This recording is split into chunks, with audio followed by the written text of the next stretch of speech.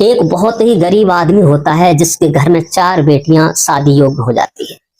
जब चार बेटियां शादी योग्य हो जाती हैं तो वो सोचता है कि मेरे पास इतना धन नहीं है, इतना पैसा नहीं है जो बेटियों की शादी अच्छे घर में कर पाऊं।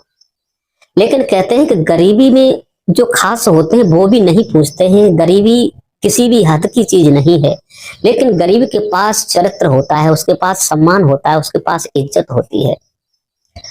दोस्तों, जो मैं कहानी बताने जा रहा हूँ एक गरीब की है, लेकिन इस जगह भगवान को क्या मंजूर होना था वो किसी को पता नहीं है।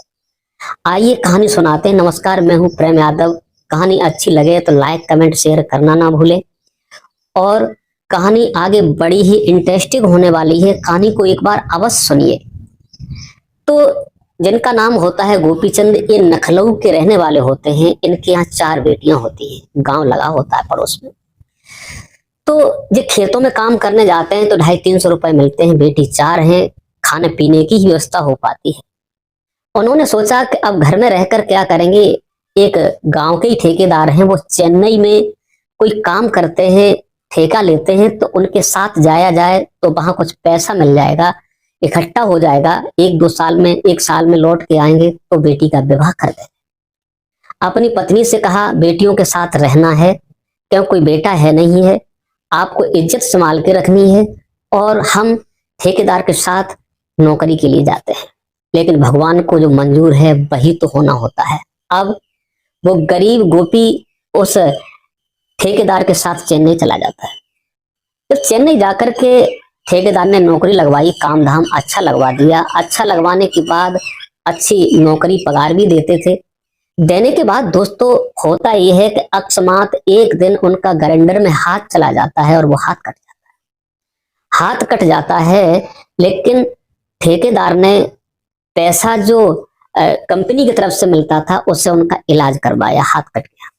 उसके बाद में जब उनसे कोई काम नहीं हुआ तो 5-6 महीना के बाद उनका ठेकेदार ईमानदार था, उन्होंने हिसाब कर देता है। ठेकेदार ने हिसाब कर दिया, बोले अब हम घर जाना चाहते हैं।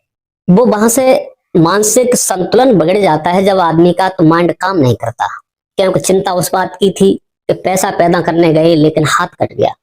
वहां से ट्रेन में बैठ करके जब आते हैं तो झांसी आकर ट्रेन बदलनी पड़ती है।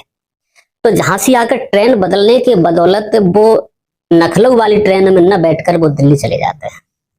दिल्ली जब जाते हैं तो वहां पता चलता है कि नखलऊ नहीं है, दिल्ली है। दिल्ली से फिर बैठते हैं तो अपने घर पे आ जाते हैं।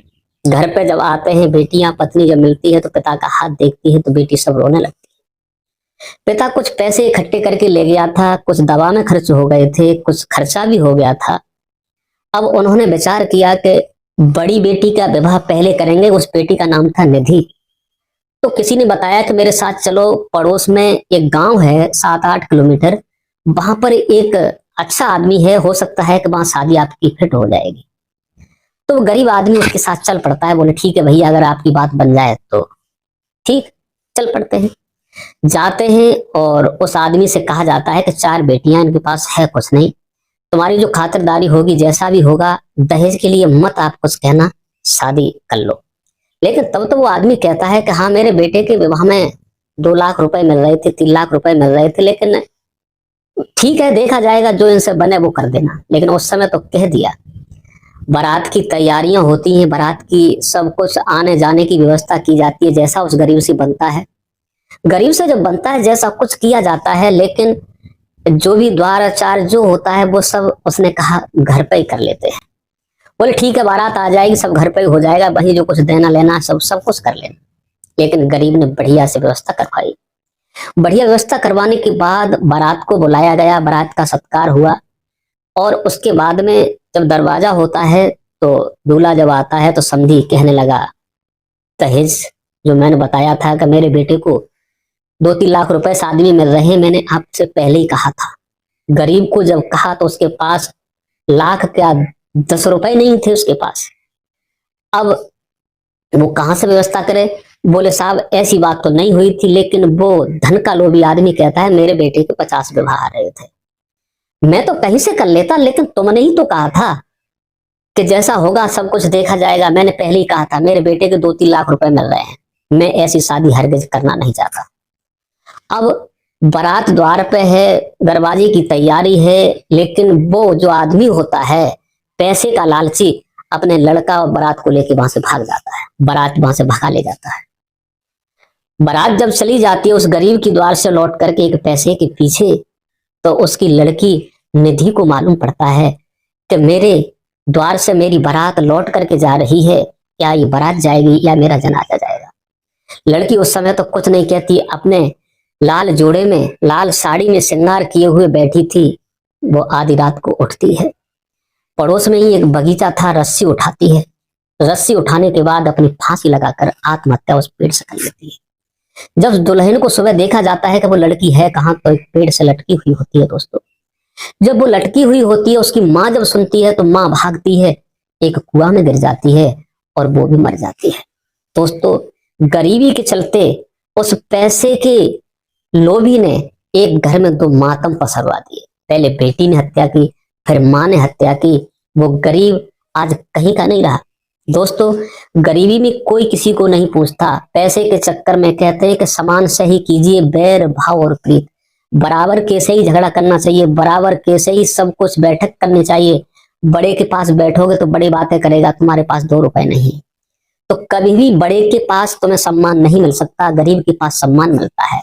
वो धन का लोभी बारात को लेके चला गया और उधर जो लड़की होती है उसे भी लाया जाता है और उसकी माँ को लाया जाता है। जहां डोली उठनी थी वहां आज 2 अर्थी उठ करके और शमशान की ओर जाते हैं।